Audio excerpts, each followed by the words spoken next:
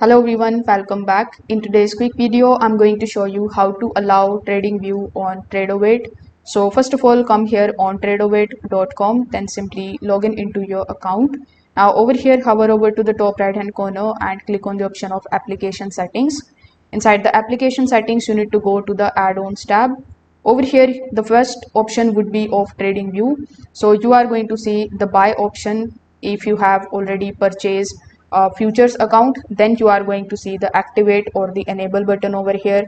So if you haven't already basically purchased any of the futures account, then you need to buy the subscription. Only then you will be able to activate or allow it. So you need to simply click on the option of buy, then choose the payment method and conclude the payment. This way you are going to get the activate button over here. So simply click on the option of activate or enable. Then you need to log out of your Tradovate account and sign in back in order to apply the changes. After doing so, you need to simply launch your TradingView application, or you can come here on tradingview.com and then sign in into your account. Now first of all, you need to launch any of the charts in front of you. After launching the chart, simply click on the option of trade on the top right hand corner. Now you need to use the search bar on the top and simply search for Tradovate.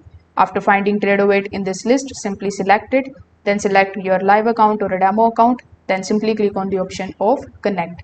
Now as soon as you do this, you will be landed here on the login page where you need to simply provide your login credentials, and you need to also authorize TradingView to access all of these details. So when you authorize it, you are going to basically redirected automatically inside your TradingView account. So over here on the top right hand corner, you can see that your Tradovate account is now selected, and now you can use the buy and the sell orders over here directly on TradingView. If this video helped you out, make sure that you like this video and subscribe to the channel. Thanks for watching.